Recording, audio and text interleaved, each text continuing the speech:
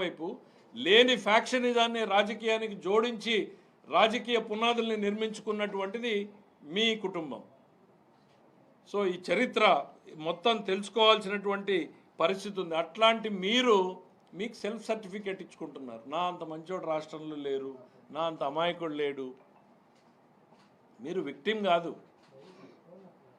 మీరు మీరు మీరు బాధితుడు కాదు, మీరు ముద్దాయిలు, మీరు నిందితులు. ఈ ప్రజాస్వామ్యంలో మీరు ముద్దాయిలు, నిందితులు, నేరమయ రాజకీయాలకు పునాదులు వేసినటువంటి వ్యక్తులు. మీ నైజం నేరం, మీ రాజకీయం నేరమయం. అది రాజారెడ్డి గారితో ఆగిపోలేదు, మీ దగ్గర కూడా కొనసాగుతూనే ఉంది. రప్పా రప్పా నరుకుతామంటే వాడిని పిలిచి ఫోటో తీసుకుంటారు. వేట కొడవలతో మేకని బలించి వేడి రక్తంతో రక్తాభిషేకం చేసుకుంటే వాటిని ప్రోత్సహిస్తారు.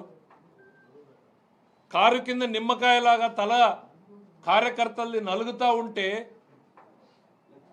నిర్లక్ష్యంగా చూస్తూ ముందుకెళ్ళిపోగలిగినటువంటి నైజం మీది. అధికారమే పరమావధి, తనామనా లేదు, తల్లి చెల్లి లేదు. సొంత పార్టీ కార్యకర్త కారు కింద నలిగిపోయినా పట్టించుకునేటువంటి పరిస్థితి లేదు. అది ఇంకా చెప్తూ పోతే డాక్టర్ సుధాకర్ నుంచి సుబ్రహ్మణ్యం వరకు, బాబాయ్ హత్య వరకు. ఇవాళ గొడ్డలి అని అంటేనే మీకు ఉలికిపాటు పడతా ఉన్నారు. గుండెపోటుకి గొడ్డలిపోటుగా ఈ రాష్ట్రం అర్థం చేసుకోవడానికి ఓ 24 గంటలు పట్టింది. గొడ్డలిపోటును కూడా గుండెపోటుగా చూపించగలరు.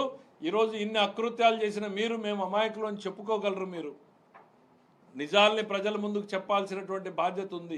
అందుకనే చెప్తున్నాం, గొడ్డలి పార్టీ సమాజానికి హానికరం. గొడ్డలి పార్టీ నెవర్ అగైన్ అని నేను అసెంబ్లీలో చెప్పాను. నేను మొదటి బడ్జెట్లో చెప్పాను గొడ్డలి పార్టీ సమాజానికి హానికరం అని. మొన్న రెండో బడ్జెట్లో చెప్పాను గొడ్డలి పార్టీ నెవర్ అగైన్ అని. ఎందుకు అనంటే ఒక తరం నష్టపోయింది, రెండో తరం నష్టపోతుంది. ప్రపంచంలో శరవేగంగా మార్పులు వస్తూ ఉంటే అందిపుచ్చుకునేలాగా యువకుల్ని తయారు చేయాల్సినటువంటి బాధ్యత ఈ రాజకీయ వ్యవస్థ మీద ఉంది. మీరేం చేశారు?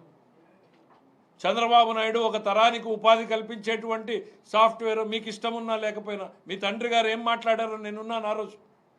ఆయన ఇంటర్నెట్ గురించి ఎన్ని జోకులు వేశారో విన్నారు. ఆ ఇంటర్నెట్టే ఈరోజు మన పిల్లలకు ఉద్యోగ ఉపాధి అవకాశాలు ఇచ్చింది. ఈరోజు మీకు